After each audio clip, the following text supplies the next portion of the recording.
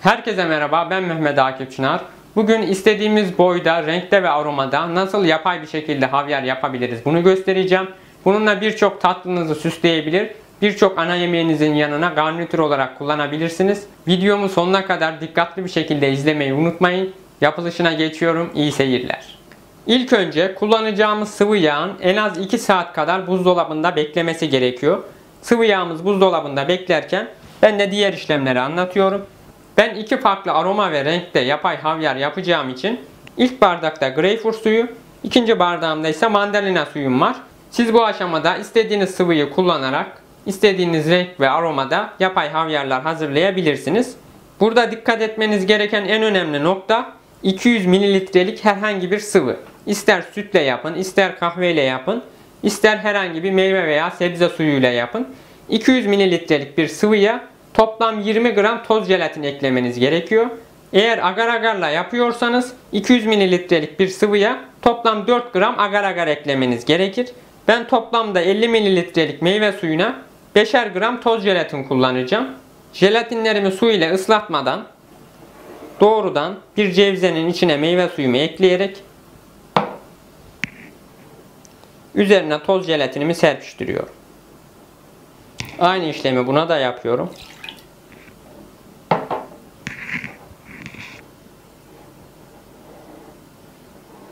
Bu şekilde 1-2 dakika bekletiyoruz.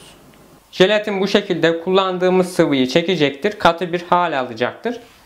Kullandığımız sıvıyı ise bir ocağın üzerine kısık ateşte koyup jelatinin karışımımızın içerisinde çözülmesini bekliyoruz. İçine eklediğimiz jelatin kullandığımız sıvının içinde iyice karıştıktan sonra bu şekilde ara ara karıştırarak 10 dakika kadar soğumasını beklememiz gerekiyor. Bu soğuma işlemi 10 dakikadan daha uzun sürerse alt kısımda eklediğimiz jelatin bir jöle halinde donacaktır. 5-10 saniye kadar ocakta tutup tekrar eritebilirsiniz. Şimdi 10 dakika soğumasını bekleyelim. Kullandığım meyve suları 10 dakika boyunca biraz soğudu. Bir enjeksiyon veya benzeri bir aparat yardımıyla meyve suyumuzu çekiyoruz. Kullandığım sıvı yağ 2 saat boyunca buzdolabında bekledi. Kullanmadan önce ise 10 dakika kadar -18'de beklettim. Ne kadar soğuk yağ kullanırsanız o kadar iyi olur. Şimdi bir enjektör yardımıyla meyve suyumu sıvı yağımın üzerine damla damla sıkıyorum.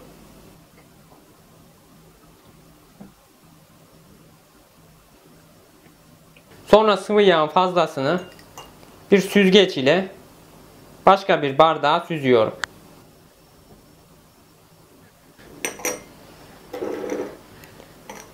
Bu yaptığımız baloncuklar süzgeçte kalacaktır.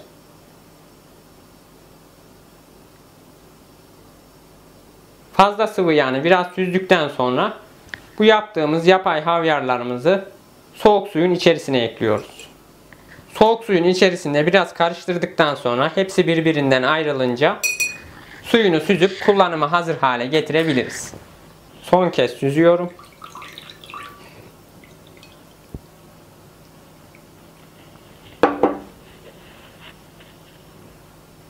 Ve havyarlarımız hazır.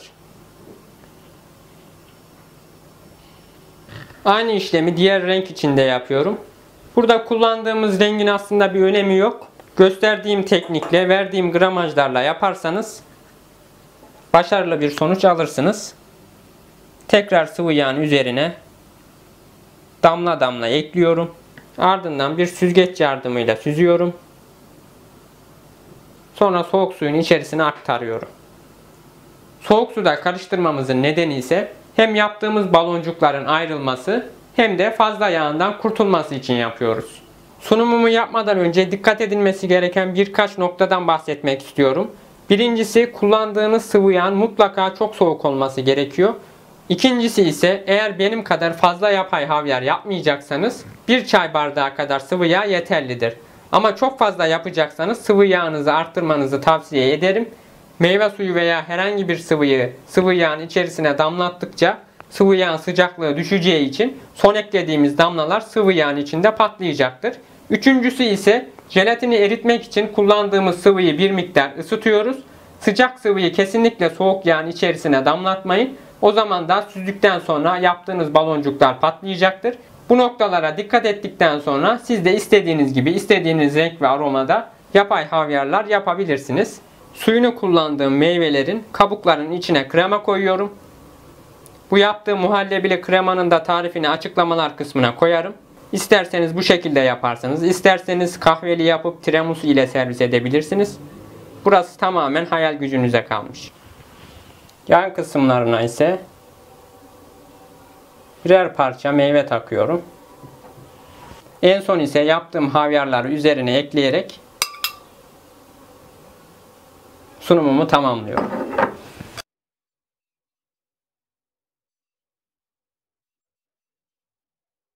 Tarifim bu kadardı. Kanalımdaki diğer videolara da göz atmayı unutmayın. Tüm tariflerimi aynı zamanda Instagram'da Lezzetram ismiyle paylaşıyorum. Beni Instagram'da da Lezzetram adıyla takip edebilirsiniz. Hoşça kalın.